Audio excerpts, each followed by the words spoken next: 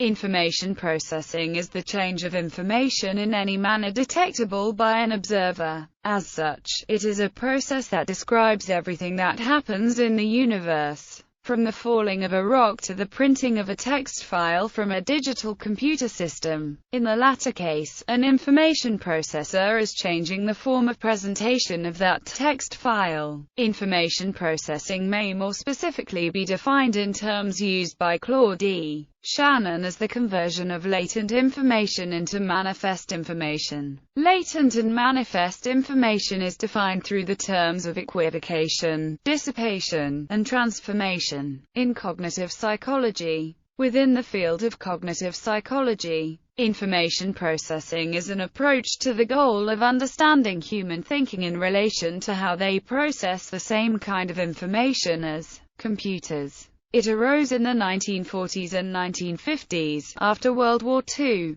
The approach treats cognition as essentially computational in nature, with mind being the software and the brain being the hardware. The information processing approach in psychology is closely allied to the computational theory of mind in philosophy. It is also related, though not identical, to cognitivism in psychology and functionalism in philosophy. Two types information processing may be sequential or parallel, either of which may be centralized or decentralized. The parallel distributed processing approach of the mid-1980s became popular under the name connectionism. The connectionist network is made up of different nodes, and it works by a priming effect, and this happens when a prime node activates a connected node. But, unlike in semantic networks, it is not a single node that has a specific meaning, but rather the knowledge is represented in a combination of differently activated nodes.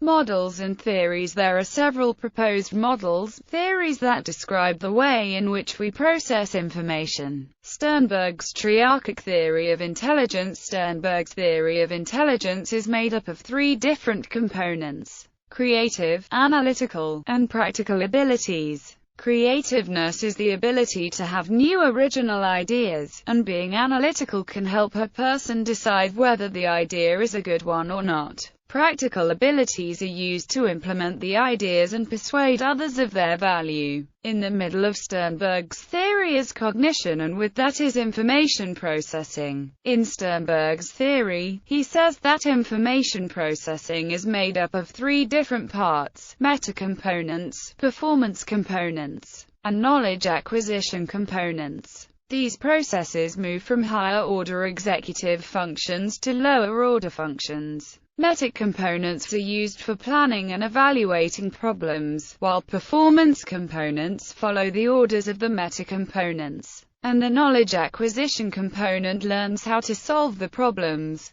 This theory in action would be like working on an art project. First you have to decide what you want to draw, and then plan and sketch it out.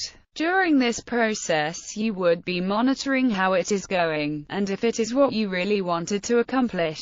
All these steps fall under the meta-component processing, and the performance component would be the actual painting. The knowledge acquisition portion would be learning how to draw what you want to draw. Information processing model. The working memory. According to the freesdictionary.com, the definition of information processing is the sciences concerned with gathering, manipulating, storing, retrieving, and classifying recorded information. It suggests that for information to be firmly implanted in memory, it must pass through three stages of mental processing: sensory memory, short-term memory, and long-term memory. An example of this is the working memory model. This includes the central executive phonologic loop, episodic buffer, visuospatial sketchpad, verbal information, long-term memory, and visual information. The central executive is like the secretary of the brain. It decides what needs attention and how to respond. The central executive then leads to three different subsections. The first is phonological storage, subvocal rehearsal, and the phonological loop. These sections work together to understand words, put the information into memory, and then hold the memory. The result is verbal information storage. The next subsection is the visuospatial sketchpad, which works to store visual images. The storage capacity is brief but leads to understanding of visual stimuli. Finally, there is an episodic buffer. This section is capable of taking information and putting it into long-term memory. It is also able to take information from the phonological loop and visuospatial sketchpad, combining them with long-term memory to make a unitary episodic representation. In order for these to work, the sensory register takes in via the 5 senses: visual, auditory, tactile, olfactory, and taste. These are all present since birth and are able to handle simultaneous processing. In general, learning benefits occur when there is a developed process of pattern recognition. The sensory register has a large capacity and its behavioral response is very short. Within this model, sensory store and short-term memory or working memory has limited capacity. Sensory store is able to hold very limited amounts of information for very limited amounts of time. This phenomenon is very similar to having your picture taken with the flash on. For a few brief moments after the flash goes off, the flash is still there. Soon after, though, it is gone and you would have never known it was there. Short-term memory holds information for slightly longer periods of time, but still has a limited capacity. According to Linden, the capacity of STM had initially been estimated at 7 plus or minus 2 items, which fits the observation from neuropsychological testing that the average digit span of healthy adults is about 7. However, it emerged that these numbers of items can only be retained if they are grouped into so-called chunks, using perceptual or conceptual associations between individual stimuli. Its duration is of 5 to 20 seconds before it is out of the subject's mind. This occurs often with names of people newly introduced to. Images or information based on meaning are stored here as well, but it decays without rehearsal or repetition of such information. On the other hand, long-term memory has a potentially unlimited capacity and its duration is indefinite.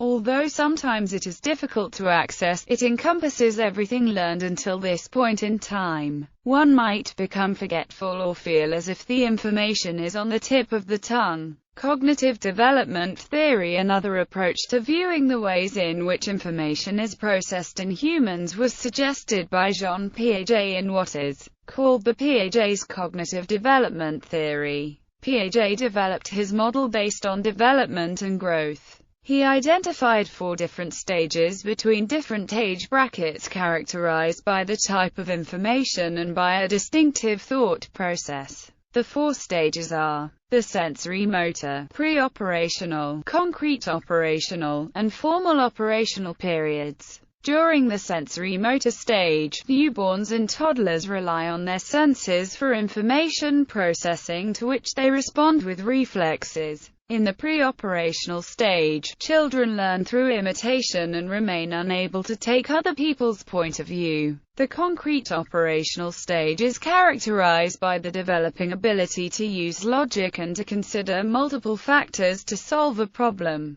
The last stage is the formal operational, in which pre-adolescents and adolescents begin to understand abstract concepts and to develop the ability to create arguments and counter-arguments. Furthermore, adolescence is characterized by a series of changes in the biological, cognitive, and social realms. In the cognitive area, it is worth noting that the brain's prefrontal cortex as well as the limbic system undergoes important changes. The prefrontal cortex is the part of the brain that is active when engaged in complicated cognitive activities such as planning, generating goals and strategies, intuitive decision-making, and metacognition. This is consistent with Piaget's last stage of formal operations. The prefrontal cortex becomes complete between adolescence and early adulthood. The limbic system is the part of the brain that modulates reward sensitivity based on changes in the levels of neurotransmitters and emotions. In short, cognitive abilities vary according to our development and stages in life. It is at the adult stage that we are better able to be better planners, process and comprehend abstract concepts. and evaluate risks and benefits more aptly than an adolescent or child would be able to. In computing, information processing broadly refers to the use of algorithms to transform data, the defining activity of computers. Indeed, a broad computing professional organization is known as the International Federation for Information Processing. It is essentially synonymous with the terms data processing or computation, although with a more general connotation. Bibliography: Denning, J. and Bell. The Information Paradox. American Scientist 100, 470-477. Horst, Stephen. The Computational Theory of Mind. The Stanford Encyclopedia of Philosophy. Edward N. Zalta. URL http://plato.stanford.edu/archive/spr2011/entries/computational-mind/ Lell, S., and Fisher. A basic information psychological parameter for the reconstruction of concepts of intelligence. European Journal of Personality, 4, 259-286. A print. Linden, E. The Working Memory Networks of the Human Brain. The Neuroscientist, 13, 257-269. DOI 10.1177 1,858,406,298,480. Megonigler, D., and Mastrian. Introduction to Information, Information Science, and Information Systems. Jones and Bartlett, retrieved from http://samples.jbpu.com/978144679_C802_017_032.pdf. MacLeod, A. Formal Operational, Piaget and Stage. Retrieved from http://www.simplypsychology.org/formal-operational.html. Nake. Aesthetic als Informationsverarbeitung. Springer. ISBN 3-211-81216-4, ISBN 978-3-211-81216-7. Presnell, Jean Piaget. Retrieved from http://www.muskingum.edu/tilde/psychweb/history/piaget.htm. Shannon, C., and Weaver. The Mathematical Theory of Communication. Urbana, University of Illinois Press. Steinberg, Adolescence. 9th ed. New York, New York. McGraw-Hill, Sternberg, J., and Sternberg. Cognitive Psychology. Belmont, California. Wadsworth. The Free Dictionary. Princeton University. Retrieved from http://www.thefreedictionary.com/information processing.